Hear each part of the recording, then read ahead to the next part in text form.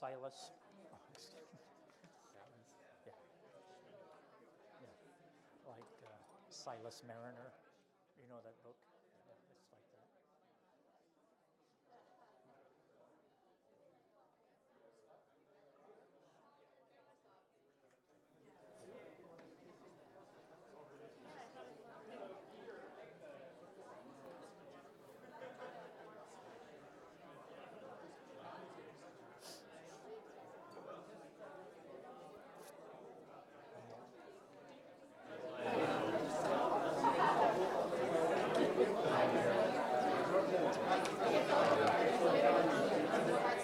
Told me this mic would work, but I really struggle.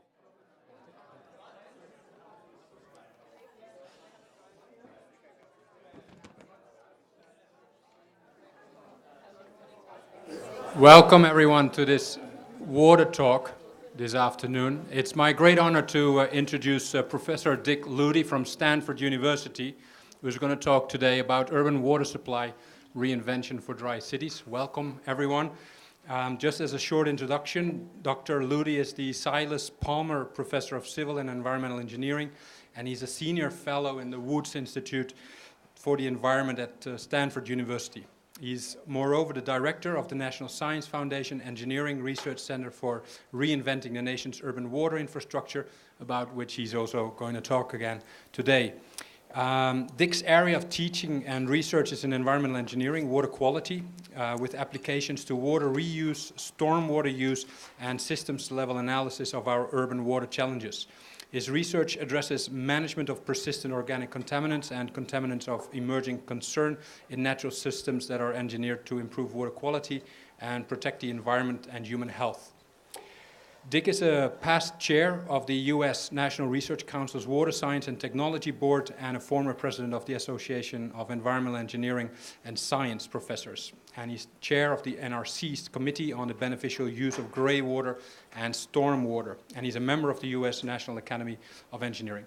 And as you can see on the slides, Dick's lecture today is titled Urban Water Supply Reinvention for Dry Cities. Professor Luthy, the floor is yours. All right. Thank you very much. I've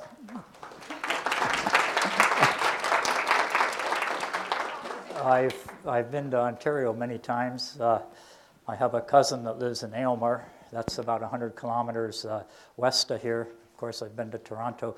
But even though I've been by Waterloo, I've never visited the university before, so this is my first trip, and I'm thankful for the opportunity to see all the work that's taking place at the University of Waterloo. And of course, the reputation of the University of Waterloo is well known in the United States and at Stanford. So what I wanted to talk about today was the urban water supply reinvention for dry cities.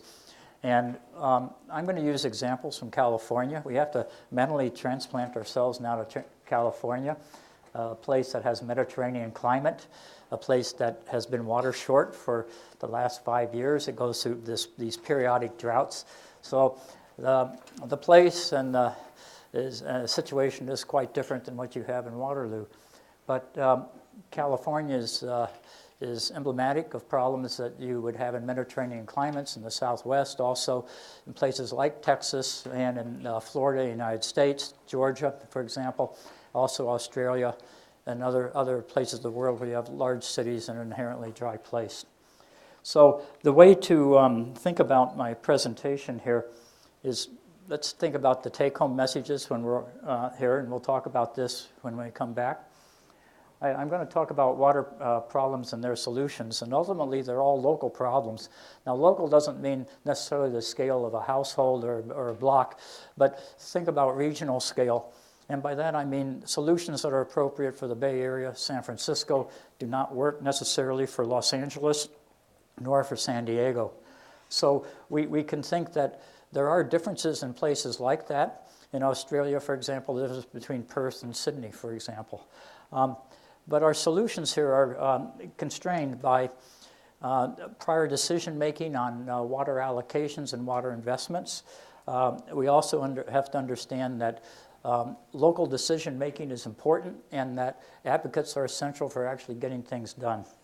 I'll show these examples of these kinds of things from California, And with the goal here of reducing our dependency on imported water and doing that by providing a larger portfolio of water supply options. And then show also that in order to make advances in our field, we need test bed facilities where we can scale up our ideas and test them in a realistic setting, and that will de-risk technologies. But along the way, we need the decision support tools and information from economists and social scientists to understand how things will build out and whether they'll be accepted or not. So those are the take-home messages that I'll illustrate. But first, a little bit about the water in California. In a normal year, our water in the state is roughly divided equally between runoff and snowpack and groundwater. Now, California is perpetually water short. And even though it's been a wet year, we're not, quote, out of the drought. It's perpetually water short, but these are where our water supplies come from in sort of a normal year. Now, during a drought, there are changes here. The small cloud means less precipitation. The snowpack, which would be supposed to be the Sierra Nevadas, there's no snow there. And so there's less runoff in the late spring. And the runoff, when I say late spring, that really is around June. And so where's that water made up from? It's made up from pumping groundwater. And over the years, and this is, say, all throughout the 20th century, we made up for water deficits by pumping from the ground. And after a while, you can imagine that you extract much more than you replenish. And so here we are in the 21st century with new realities about our water in California. And basically, we are sort of at the end of our rope, so to speak, in terms of how we've managed water in the past by taking it from somewhere else and bringing it through aqueducts, moving it over large distances, or by just sort of limping along and hoping for the next rainy season, or blaming the problem on someone else and trying to take their water in the state. In April of 2015, Governor Brown went up to the Sierra Nevadas to measure the snowpack. And on April 1st, that's the day when they make the official recordings of how much snow there is and estimate the runoff. So Governor Brown is standing in a field with a stick measuring the snow. Well, there's no snow. And so this was like, it was a photo op, all right? But he used that opportunity. Now, this was the 5th year of drought to say, well, at that time it was the 4th year of drought, excuse me. He said, this is a serious problem. We're going to have to do mandatory cutbacks. So for the first time ever in the state, there was a statewide drought emergency declared with mandatory cutbacks. And Governor Brown's solution to this, the way he expressed it at different times, and here's at a news conference later in that year, he says, it's like we're on spaceship Earth, and by that he means we're all part of the problem and we're all part of the solution. We all have to be a part of the solution. And I hearken back to when I was just finishing graduate school in 1976. Governor Brown was running for president of America. We've just gone through an election, and we'll just kind of put that behind us for the moment. We're going to have lots of discussion about that later. But Governor Brown used this expression, we're all on spaceship Earth, and then blah, blah, blah.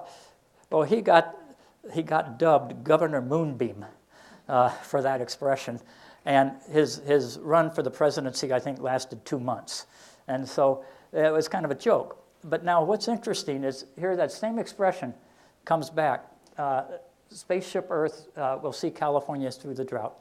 So it's literally 40 years later, and no one's laughing.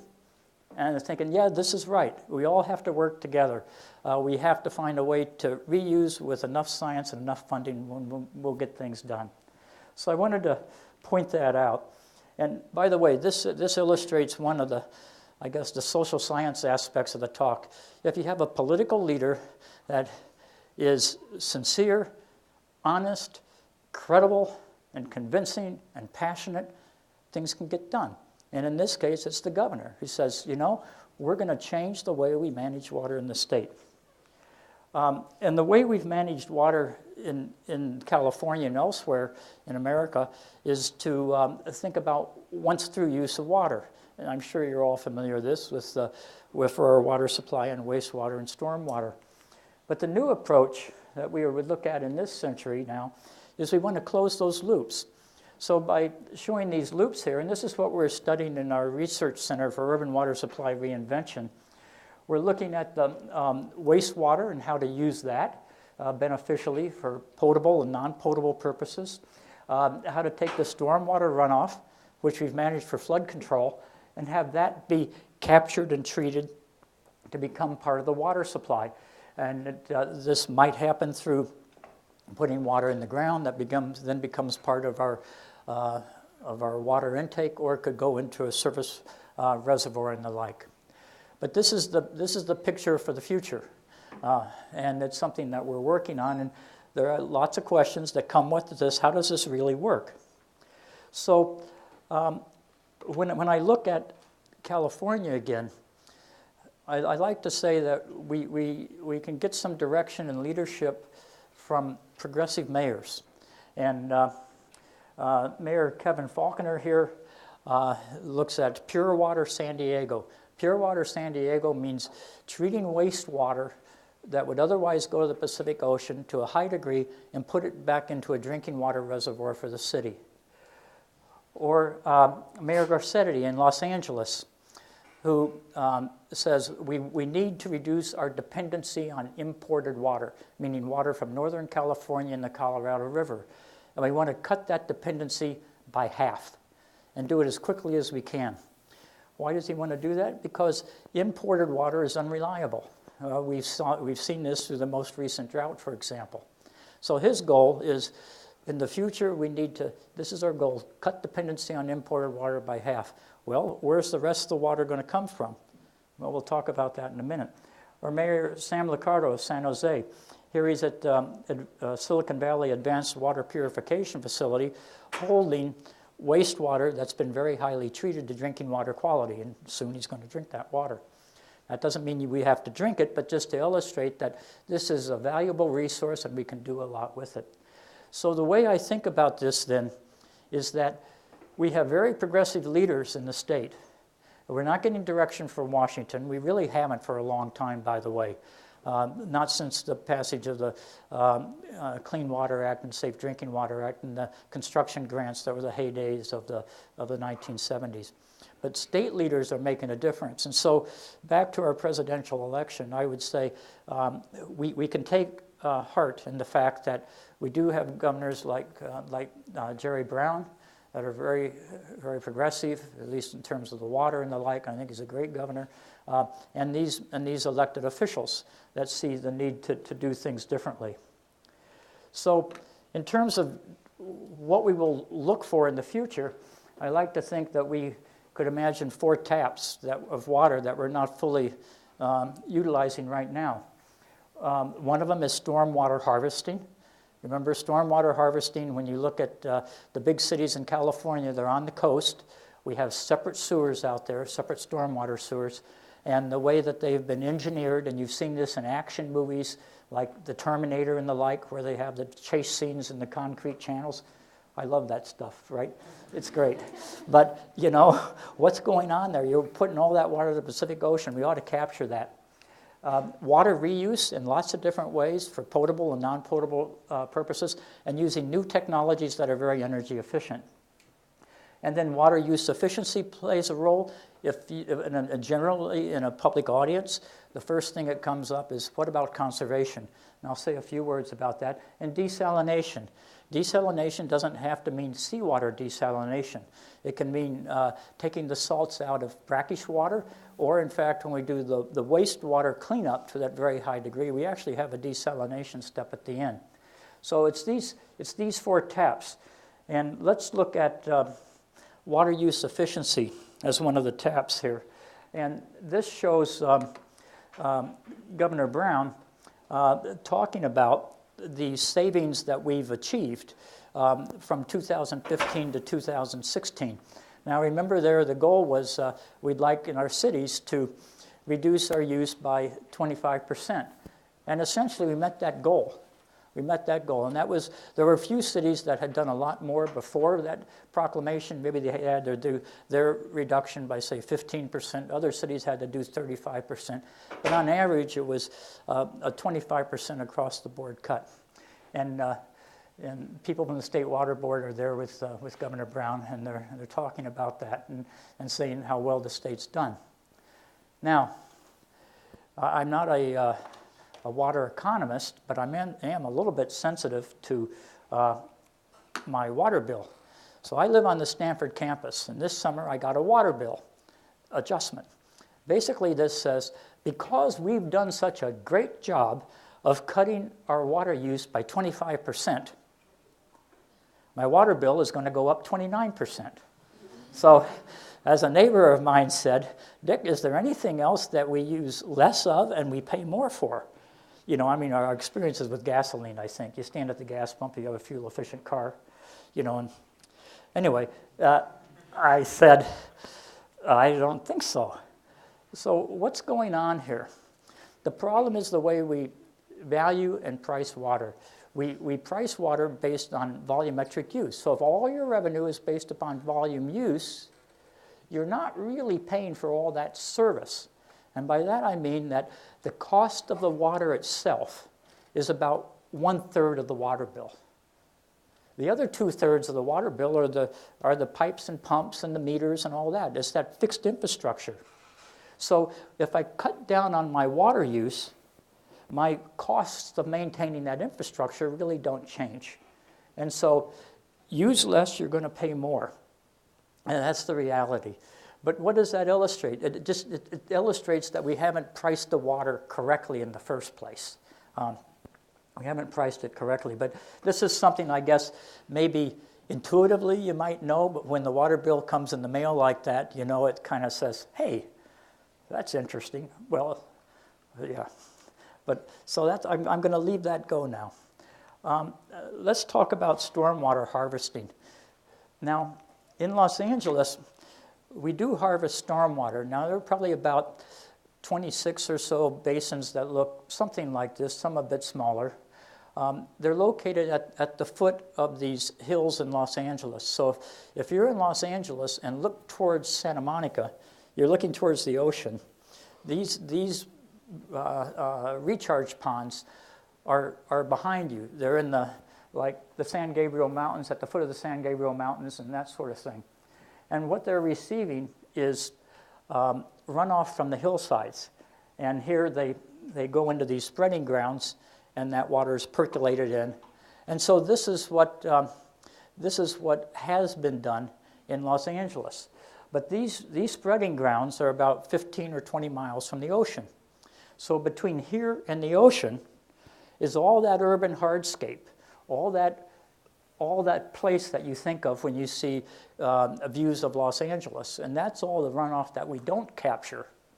So in the future, we'd like to capture that runoff from the urban environment, not just the hillside runoff. And if we do that, it can really change the picture of water supply for this. This is in this case now for the city of Los Angeles. Now, we don't have to pay attention to the use. These are very clunky U.S. units, acre foot, about 1/3 of a million gallons.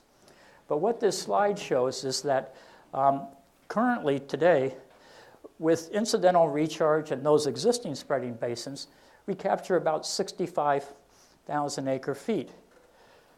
With enough political will over this century, we could double or almost triple that to where, when we're finally done, we might be on the order of 250,000 acre feet captured.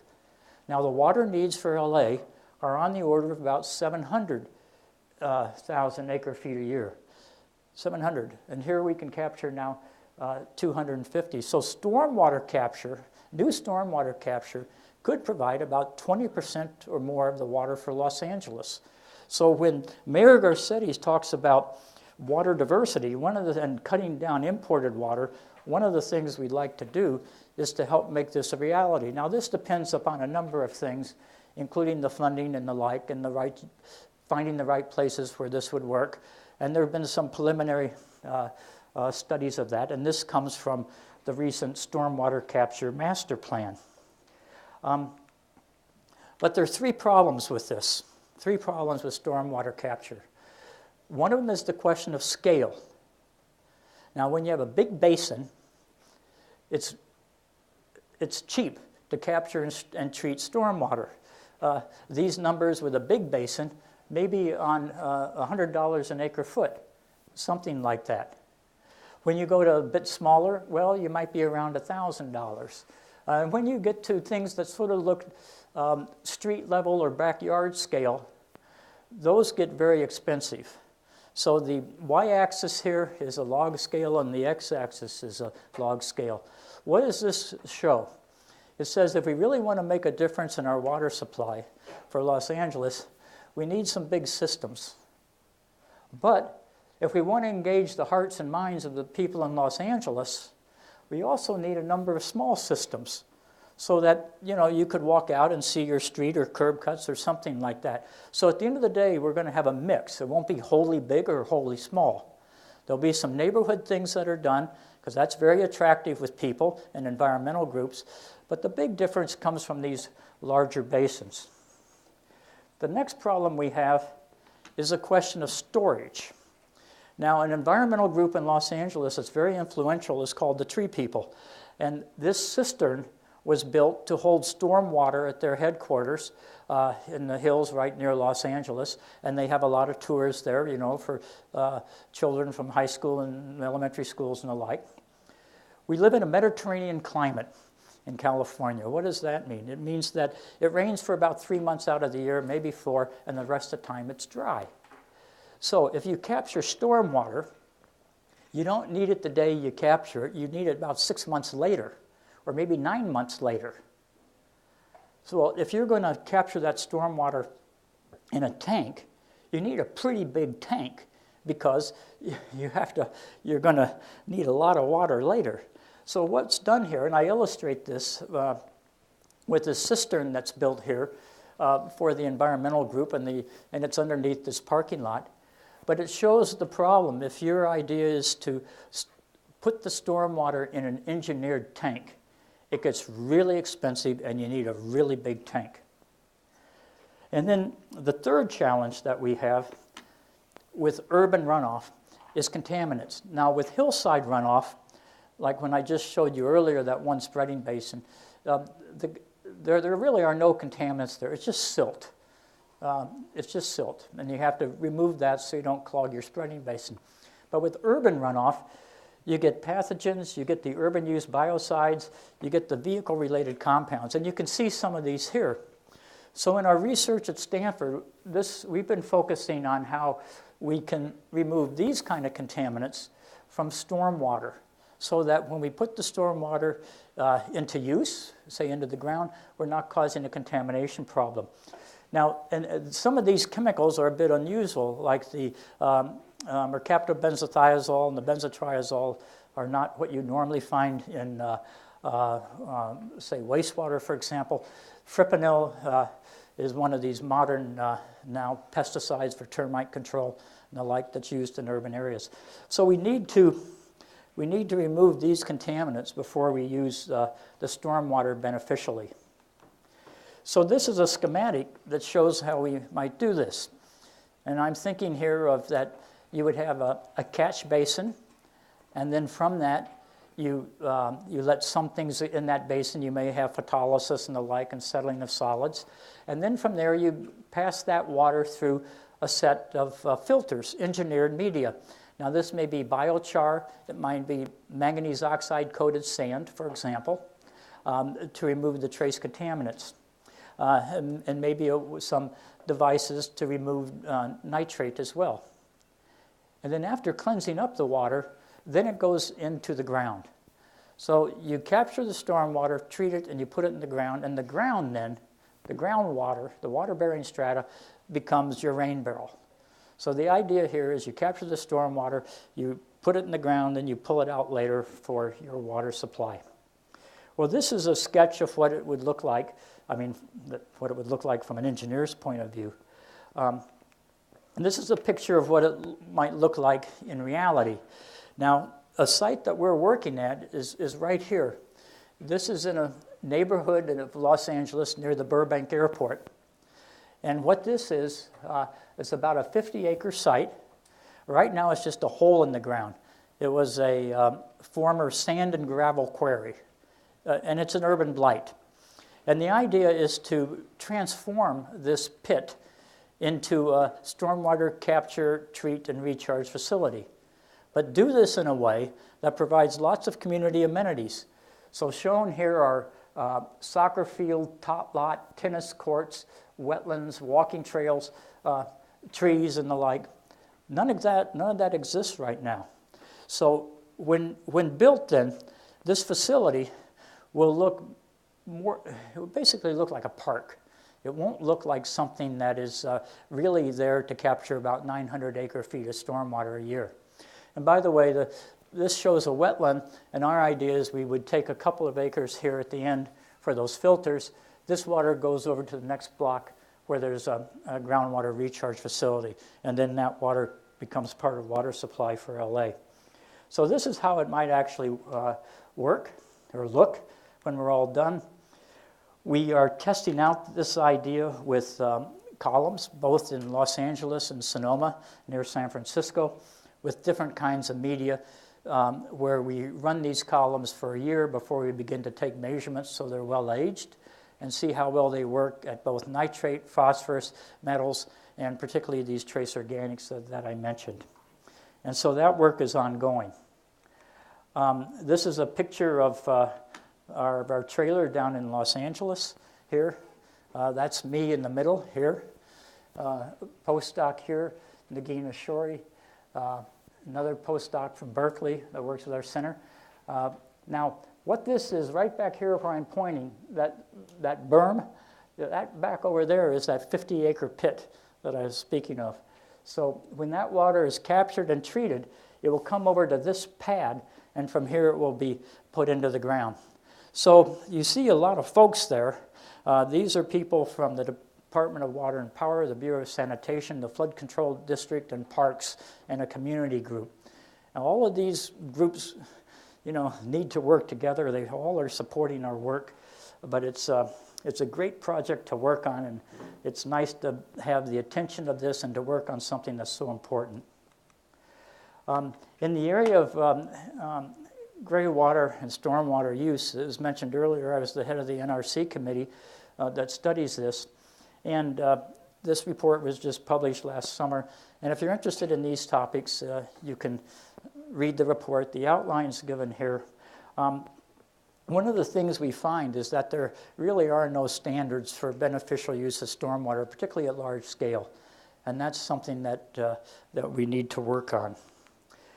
So that illustrates here, stormwater infiltration for recharge is commonly practiced, but frankly, our practice is ahead of research. And no technologies are designed specifically for stormwater use for new, large urban recharge projects. Let me try to say it again. New, large urban recharge projects, meaning the ones that would have the metal and all those organic compounds that I mentioned. And so we need to work on that. Let's talk briefly about water reuse. Now, this is the way we have thought about water reuse in the state over the past 30 years. That is, take wastewater from a central plant, run it through the normal good wastewater treatment, then run it through another filter step and do additional disinfection, and we get water then that's suitable for irrigation. Also for street sweeping, car wash, a few other things. But now, to make that system work well, you need to have a plumbing system that carries that water. And I'm showing you a picture in San Jose here where these purple lines are the reverse distribution system. That star up there is the main wastewater treatment plant for San Jose and Santa Clara. So the difficulty with this is that water that we treat is at the lowest point hydraulically and far removed from where that water is needed. So this is an experiment. Here you can see, by the way, it's a purple pipe. This is an experiment that's that's kind of played out a bit, where we think, this is the idea of the purple pipe and the separate system. It's kind of had its day. Heather Bishel worked with me on a paper for ES&T a few years ago, and one of the big problems here is that to build that pipeline in a city, it's $2 to $5 million a mile. It's incredibly expensive. Imagine putting a 8-foot diameter pipe down the streets of LA. Aside from the cost, there's all that disruption that would occur. The other thing that happens, when you get near the edge of the bay, the sewers tend to infiltrate a little bit of brackish water. So that water picks up salt. And then lastly, you're pumping that water back uphill. So there are those disadvantages to it, to using water that way. Now, what's a solution here? Well, one of them is to think about not producing one kind of water, but various flavors of water. And this shows a recycling facility that's located just south of the Los Angeles International Airport. And what's done at this facility is that 5 qualities of water are produced. One for irrigation, the kind I just described, but another one for pumping into the ground to make a saltwater intrusion barrier. And then for industry use, water for cooling tower and for making high pressure and low pressure steam. So this is an example of then not one flavor of water, but being able to mix and match the flavors of water for different purposes depending on the demand. When we talk about water reuse, we can, when we think about potable reuse, we're doing in California what's called full advanced treatment. And that means you take the wastewater that's already gone through the high degree of secondary treatment and then process through microfiltration and then reverse osmosis and then advanced oxidation, like with ultraviolet light and hydrogen peroxide. This water then ends up being, you can't see it, but it would look just as clear as this water here. And this is the type of water then that's being produced at Orange County. They were the pioneers of this process and later adopted by Singapore, and this kind of a system that we're testing out in the Santa Clara Valley when I showed the picture of the mayor there with that flask getting ready to drink that. Now, so let's think then about this full advanced treatment and how that might work, and use the example again of Los Angeles. Los Angeles has 2 big wastewater treatment plants. One for the city, called Hyperion, and one for the rest of LA County, the Joint Water Pollution Control Plant. And these treat a lot of water. Now the problem is this. I can produce that full advanced treatment here or here, but I want that water all back up there. So a question is what's the right scale? What's the right scale for that full advanced treatment? Should I be thinking of everything at one plant or some distributed facilities? Well, I just want to give you an example here of one idea. Now this is the idea proposed by the Metropolitan Water District, which is a big water wholesaler in Southern California. They have the idea that they build a really big plant down there at Carson, and then they take that water and supply it to all these different places, even to Orange County, but back up into a little bit in the San Gabriel Valley and the like. Does that make sense to build a pipeline that's, 25 miles long and maybe 500 feet uphill? Well, maybe not, Maybe there should be another model for that, not be fully centralized. And we can talk about this in Q&A about what are some other reasons you might want to have a few more plants than everything at one place. And why is it that the Met likes this? Well, they want to sell a lot of water, that's why. But what's another approach? And this is what we're studying at Stanford and with our colleagues in the Engineering Research Center, about decentralized water reclamation, using new technologies that are very energy efficient.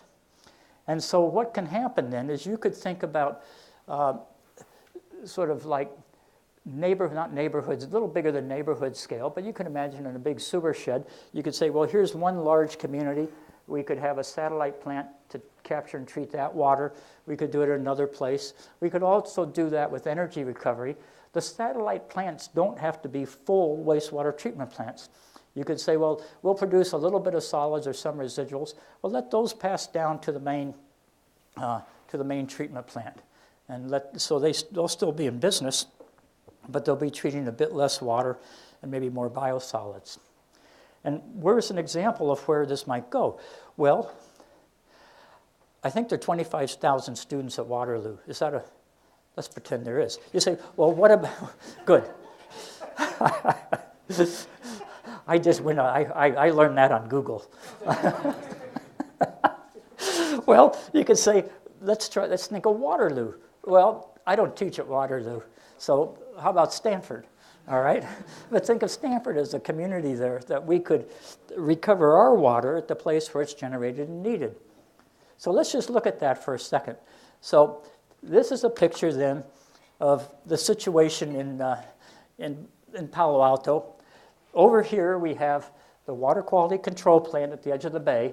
About some 6 miles in a straight line, 5 miles I guess in a straight line, and about 100 to 120 feet uphill is the Stanford campus, right here in this area. And so if we wanted to use that water from the centralized plant, well, we'd have to have a pipeline that wouldn't go straight like that, would zigzag a bit, probably be 6 miles long. We'd have to pump that water uphill. And people in Palo Alto are pretty contentious when it comes to sort of infrastructure things that affects them locally. So it would be something that would be hard to put in that pipeline. The other thing that happens is that the water we have at Stanford is snowmelt. It comes from aqueducts from the Sierra Nevada, very low salt content. So after one use at Stanford, with the salt content's about 360 ppm. When that water gets down to the water quality control plant, that salt content more than doubles. And that's because of that infiltration. So that water down there is too salty for long-term irrigation, for example. So it's for these reasons, then, that we should think about reclaiming the water where it's generated and needed. And there are good reasons for that. And so this is what we're building at the Stanford campus. This is a $3 million facility to look at new ways of reclaiming water from wastewater in a decentralized facility using compact anaerobic membrane technologies. And the idea of the membrane technologies with anaerobic systems, these are compact, and instead of adding oxygen to the water to oxidize that organic matter to CO2, that's very energy intensive, you let anaerobes do the job, and they convert a large part of that organic matter to methane. Capture the methane, and then you can have a process that might run itself. This is a new idea, and so we're building the first system here in North America, or I guess I could brag and say the Western Hemisphere, to try this out. But this illustrates the challenge we have in our field when you have a new idea to be able to demonstrate at some reasonable scale that will actually work. How will you control it? How do you permit this? How reliable is it? Can it run without PhD students? I mean, you can imagine all those questions come into play. Well, nothing will advance unless you can start to stage that. So the schematic here is you have these fluidized bed and membrane technologies where you capture the organic carbon as methane. You use that methane to power the system. And that methane, by the way, is green energy. Why is it green? Because it's from animal and vegetable material. It's not from fossil fuel. So this becomes very attractive. And the energy balance here shows that this can get very close to energy, to an energy neutral system. So let's just sum up then with desalination. And I mentioned earlier that we can think about desalination from seawater, or also we could think about the desalination from, say, wastewater. And we actually do that when we go through those RO steps I mentioned in the full advanced treatment. Well, the largest desalination plant in the Western Hemisphere is in San Diego. It's just coming online, 50 million gallons a day. And this water from that desal plant pumped inland up here to a place where it will be injected into the pipelines that convey water to San Diego County. Another kind of desalination is here at the Silicon Valley Advanced Water Purification Facility. 8 million gallons a day. It's a demonstration plant. And there the RO treatment works with wastewater, not with seawater. The difference here, when we look at these energies, reuse with reverse osmosis, this would be the full advanced treatment, or this ocean seawater desalination, the energy difference here is more than a factor of 3. It's more than a factor of 3. There are also questions about seawater desalination. Environmental groups like the Sierra Club are hesitant to adopt that because of issues, the energy intensity and greenhouse gas emissions. There are environmental groups that are worried about entrainment of organisms if you bring in seawater to a desal plant. But this shows this difference here in this energy intensity and points to the fact that, in fact, wastewater reuse is very attractive from an energy standpoint as well. And if we look at the current full advanced treatment, I have the input here is about 1.7 kilowatt hours per cubic meter. Now, this part here, the nitrogen control and the organic removal, this has to really be done anyway. I mean, you have to do this or you couldn't discharge the water. So really the increment is this little bit here in yellow. But if we could go to the new kinds of systems that I mentioned, the complete anaerobic treatment where we reinvent the wastewater treatment system, well, that input becomes very low indeed. You're a factor of 10 difference, even if compared to seawater, even when you're accounting for the fact you have to do wastewater treatment. You get an energy credit for that methane. So these are some of the things I wanted to point out. And to demonstrate that kind of technology, new wastewater treatment, we have to have partnerships with industry and to scale up our technologies. And we're working on a proposal that's been funded now by the California Energy Commission to go one step further and to about triple the size of that plant at Stanford, locate that at a municipal facility. And our partners there, you can see, are Silicon Valley Clean Water, GE, a consulting firm, the Santa Clara Valley Water District, and others. All of them coming together, working together to demonstrate how this could work even at larger scale. So these steps then, from bench to the thing at Stanford, to this facility here, which has not been built yet, these are steps on the technology diffusion curve that need to be done so that you can de-risk technologies and that someone will adopt it and be the first adopter, and then others will follow. So, state of science messages here then, this last slide. There is lack of consensus on treatment and risk-based guidelines in these areas that I mentioned. Stormwater is a good one. There's a great opportunity in our part of the country to manage stormwater, not for flood control, but to contribute to the water supplies. But we have to do that in a way that we don't contaminate groundwater. We can do recycling in new ways with energy recovery. We can think about decentralized systems and new systems and how they work together. But we need to be able to demonstrate that at scale. And as I mentioned, we need support for test beds, having our industry partners and others that will invest. And the numbers we're talking about here are $1 million, $2 million, $3 million to be able to demonstrate something. Even if it's a treatment wetland, that costs $1 million. So we need the partnerships for scale up and people that see the opportunity, that are a bit pressed, and they will tend to join with us. And this is that stepwise approach to change. An idea that you've demonstrated at, say, the lab scale or with modeling, and then want to see it be implemented and then move along. And eventually what will happen, we hope, is that you get a place like that park in Sun Valley in California, that Sun Valley neighborhood by the Burbank Airport, where you get that facility working at Stanford. You have decision tools to explain how these will work and build out and what the advantages are in terms of energy and dollars and cents. And then things will kind of take off and we can help change the world. And with that, then I'll conclude and be happy to answer any questions.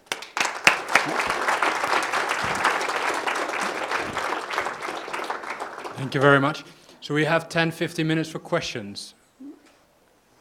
Peter, 1 sec. Can you talk in the... I'll come over to this side of the room now. Well, thanks very much, Dick, for an excellent presentation. I think you've really brought in the kinds of things we need to be thinking about nowadays. The one thing that always is an issue with recycle is what used to be called the yuck factor. So are attitudes in California changing towards reuse because of the perceived need for it, or not? Or is that something we need to work on more? Right.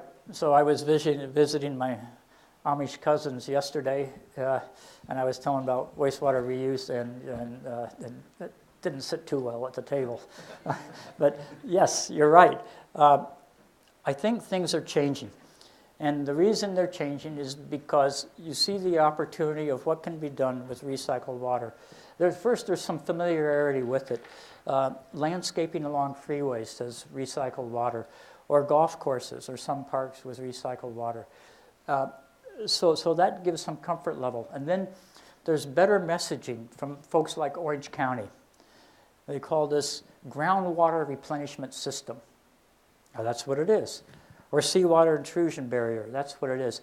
In those systems, Peter, it's indirect potable reuse. It's not directly from the treatment plant to the water plant. It goes through a natural system for a while, and there seems to be greater comfort with that. But in the end, it's public education, like at Orange County, or like here at the Silicon Valley Advanced Water Purification Facility. To have lots of school kids go through there, talk about it, see how it works. The whole place, when you visit there, it looks kind of like a high-tech kitchen. Everything is bright and shiny, you know. You kind of wouldn't know what's going on. Nothing smells, you know. I mean, this is part of, explaining to the public, and that's the way it should be. I mean, we're talking about water. So the attitudes are changing. San Diego was probably the poster child for Yuck Factor, and in '99 completely voted down any of that water reuse. Now you see Clean Water San Diego. What's happened here? Well, it's partly reality that San Diego's at the end of the pipeline in terms of water. They don't have other choices. And it's being promoted county-wide, not by the city. The mayor's behind it, not the wastewater treatment plant folks. So there are a combination of factors, but ultimately the arguments or the discussion needs to center around first need, and then secondly, there's a trusted source. And then demonstrate that it's possible. Don't go whole hog right away, but you do it in some steps. Rob has another question here. Thanks, Dick. Very interesting talk. I guess my question is, and maybe you talked about it and I had zoned out or something, but water conservation, like where does it fit in all of this?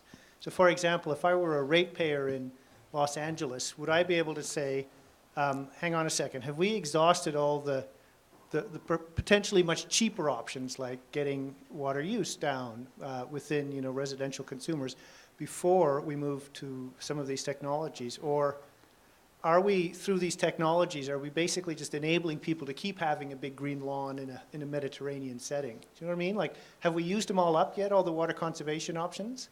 Well, I don't think you zoned out. I think we didn't talk about it enough. All right, I'm glad, because I'm getting to that age where it starts to be an issue, So yeah. That comes right after the Trump. But yeah, right. I'll tweet about that tonight. This is the first question that comes up, is conservation. And you need to talk about conservation. Now, here's what's happened in Los Angeles. Per capita consumption of water has gone down, and quite a lot. But what has that done? That saved water has just been used for new growth. It doesn't balance out. It's not like I saved 15%. Now I can cut back my imported water 15%. Instead, what happens? Population went up. And so that saved water went to support new growth. That's kind of a common story in California. But still, this idea of having low-flow toilets, paying people to take out their yards, for example, appropriate landscaping and the like, not letting hose run in the street, these things are being done, and that's why we're able to achieve that 25% reduction in urban water use. But you need to start with conservation. The other thing about conservation is that it brings things home to people, you know, like, okay, we're going to take shorter showers or some, you know, whatever. And then you're thinking, okay, I'm part of the solution. Just like with recycle, with aluminum cans. You know, everyone, I say everyone, I mean, in my, with my children and the grandkids, throwing a can on the street, you know, it's like, gosh, what's wrong with you? You know, we had to change a mindset about how we recycle stuff. And the same is going to be with the water. So you have to show, before you would start talking about all the investments for water reuse, you had better talk first about what's being achieved by conservation and how far that goes. It just won't go very far. We've done, in a lot of ways, we've done what we can. So, I mean, that's kind of it. Even on the Stanford campus, we've conserved a lot. But now, it's hard to do much more. Another question. Thanks. So I just had a question about the anaerobic treatment facilities. So I wanted to know what kind of control systems do you have in place, or do you think you need to have in place to maximize your biogas production or ensure there's like stability with handling some of that influent that might have varying quality and make sure that the effluent is, you know, within regulation? Well, I wish Craig Criddle were here to answer that question. But you do need flow controls. You probably need a little bit of hydraulic buffer and the like to make that work. You need to monitor the methane production and the like. So I'm not really the best person to ask about that. But the idea of having remote control and operation is key to demonstrating that this really can work and that you don't have to have someone down there all the time fiddling with it. So, yeah. Is that like standard practice in the LA Power and Water? Like, do they have remote control systems? Like, how advanced are they on the SCADA side? Again, I'm not the best person to ask, but they are very advanced. But yeah, I'd say they're advanced in things that we've used for a long time. You know, it's pumps and that kind of stuff. But Los Angeles doesn't do that right now. But you know, at the wastewater treatment plant, I mean, you got this thing that's, what, 300 million gallons a day? Of course that's all instrumented and well controlled. But this is a new system. And how robust is it? You asked a number of questions, the flow variation and whatnot, the strength variation. This is one of the things you want to test here, is how robust is a system like that? How fine a control do you really need? And that's why you want to test things at some scale. But thanks for the question. Thank you. Yeah. There's a More lady question. over here.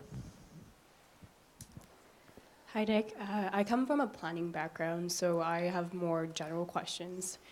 You provided some contextual examples around Los Angeles. I was wondering if you could provide other leadership or model cities that I could personally investigate that are at the front of water conservation and like maybe development guidelines, if you could speak to that. I'm not sure I understand the question, but let me try. So here's the kind of question. Let's take stormwater capture. Yeah. The question is, for example, how many systems of what size would I need to make a big difference in the water supply? And where might those be located? Where's the places that have the right geology for that? In other words, where could it infiltrate and percolate well? Another question related to that is, if I put in all these, some of the stormwater capture systems, what benefit does that give me in stopping beach pollution to Santa Monica Bay? So when I talk about a coalition of folks, one group that's very much interested in stormwater capture are the surf riders, because they don't like beach closures. So that's an example of these kinds of questions you could ask about how does it fit this problem or that problem? Or here, you could say, well, how many Stanfords are there in the Bay Area? If this proves successful, how many of these systems would go in? Another question is, if we put in decentralized systems, I sort of glossed over the business about what happens to the wastewater treatment plant. What happens if we recycle too much water? Will there be enough water to carry the solids in the sewer? Now that's a very real problem. Another one is what's the future of the wastewater treatment plant? One of my colleagues, Bruce Rittman, says it has no future. It's all going to be resource recovery. But in the future, these plants will be more, I shouldn't point. In the presidential debate, some people do this. They don't ever do that. I'm hung up on that. The wastewater treatment plants will be resource recovery centers, probably focusing a lot more on organics, maybe processing food waste as well, and plant waste too. So there are those questions about the build-out and what it means in a sort of a large, what would it mean for LA, for example, for stormwater? What does it mean for the greater Bay Area in terms of the about 20 wastewater treatment plants that are at the end of their design life? What should they look like in the future? Should we rebuild the same thing for the next 50 years or something different? So in planning, this is really important. We're talking big decisions here about what the future might look like. Redwood City here wants to invest in this technology because they're thinking maybe we rebuild with this instead of activated sludge. So good question, and there's lots of pieces to it. I hope I answered it right. Thanks. Maybe one more question.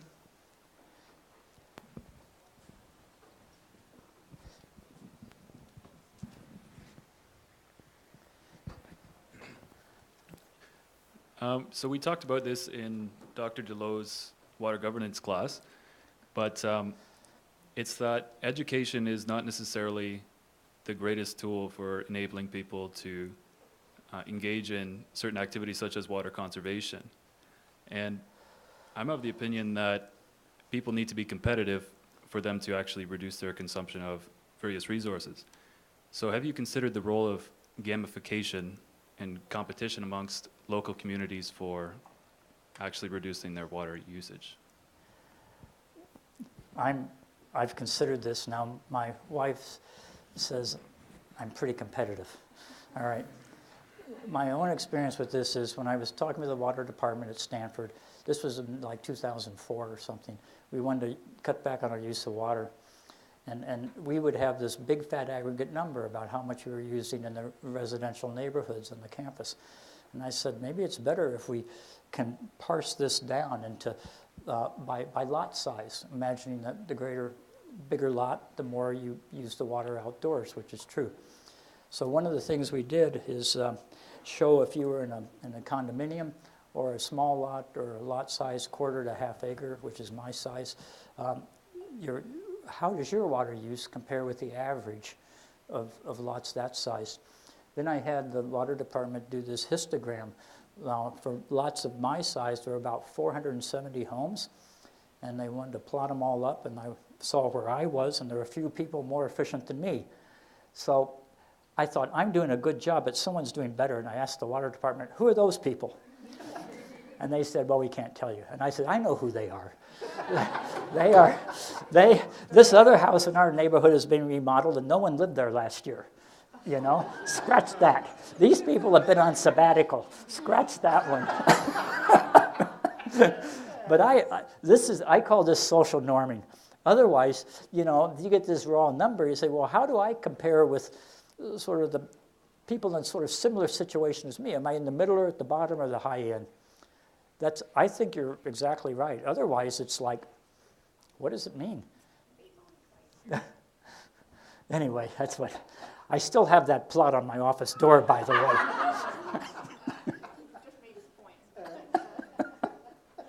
way. We can stop here then. Thank you very much, Dick. Thanks. Hey.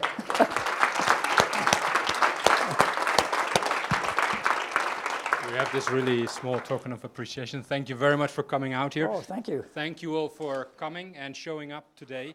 Please follow us on the Water Institute website. Tomorrow we will have another talk in the QNC 1501, which is just next door, by John Lindsay from University of Guelph, and he will be talking about using open access GIS to address issues in spatial hydrological modeling.